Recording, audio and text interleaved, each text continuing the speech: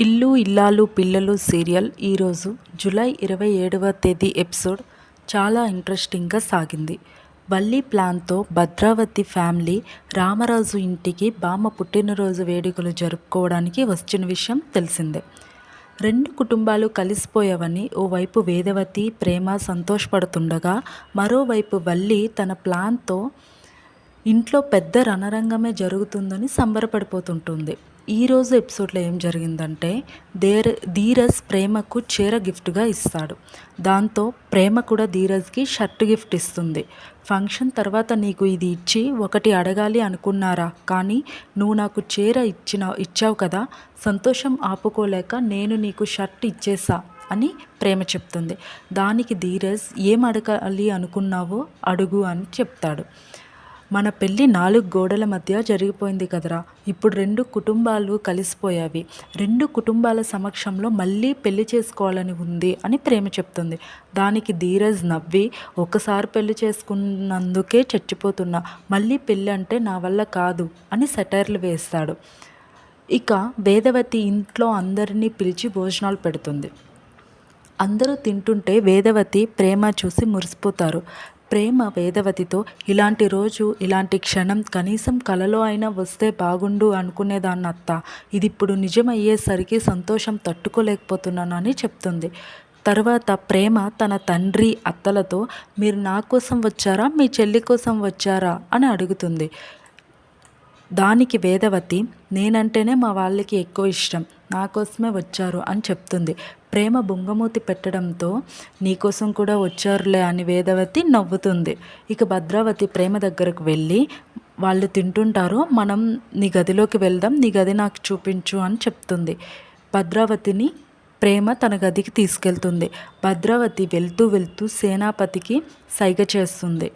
అక్క సైగ చేయడంతో సేనాపతి రామరాజు అల్లుడు భాస్కర్ని పిలిచి, ఏం ఉద్యోగం చేస్తున్నావని అడుగుతాడు. భాస్కర్ సివిల్ కాంట్రాక్టర్ అని చెప్పడంతో, అల్లుడికి మంచి ఉద్యోగం ఉంది, కూతురికి గొప్ప సంబంధం చేశాడు, కానీ కొడుకుల్నే ఎందుకు పనికిరాని కూలోళ్ళని చేశాడు అని సేనాపతి అంటాడు. సేనాపతి అన్న ఆ మాటతో రామరాజుతో పాటు చందు, సాగర్, ధీరజ్ అందరికీ కోపం వస్తుంది.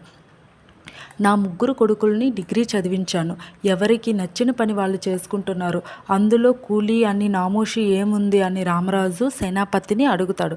దానికి సేనాపతి, ఒకడు రైస్ మిల్లో కూలోడు, ఇంకొకడు కారు తోలుకుంటున్నాడు, మరొకడు ఊరి వాళ్ళు డబ్బు కొట్టేసి పెళ్ళాం నగలు కొట్టేసి ఉద్యోగం కొనుక్కున్నాడు అని సేనాపతి ఉడికిస్తాడు. మామ, మనిషి మాట లిమిట్స్ దాటకూడదు, అలా దాటితే ఆరోగ్యానికే మంచిది కాదు, వచ్చామా తిన్నామా వెళ్ళామా అన్నట్టు ఉండాలి అని ధీరజ్ మామకి చెప్తాడు. ఇక బామ్మ అయితే, అందరం సంతోషంగా ఉన్నాం కదరా, ఈ పనికి మాలిన మాటలు ఎందుకు అని కొడుకుని అంటుంది.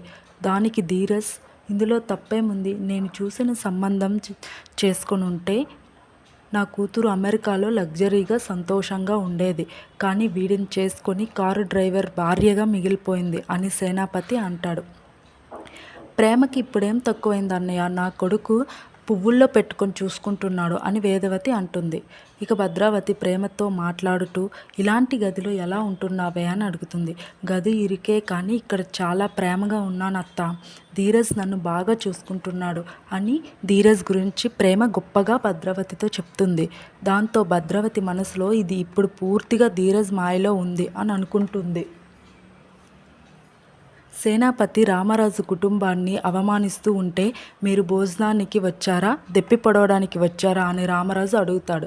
నా కూతురు తప్పటడుగు వేయదు, నువ్వేరా నా కూతుర్ని మాయ చేసి పెళ్లి చేసుకున్నావు, నా కూతుర్ని నువ్వే ఏదో చేసావురా, లేదంటే ఓ అనాథ కొడుకుని నా కూతురు పెళ్లి చేసుకోవడం ఏంటి, అసహ్యంగా, ఆస్తి కోసమే నువ్వు ఇదంతా చేశావని సేనాపతి ధీరజ్ని అంటాడు. అన్నయ్య, ఇక ఆపై, నిజాలు తెలియకుండా మాట్లాడకు అని వేదవతి సేనాపతితో అంటుంది. దీంతో ఇవాల్టి ఎపిసోడ్ పూర్తయిపోతుంది. ఇలాంటి మరిన్ని అప్డేట్స్ కోసం మా ఛానల్ని ఇప్పుడే సబ్స్క్రైబ్ చేసుకోండి.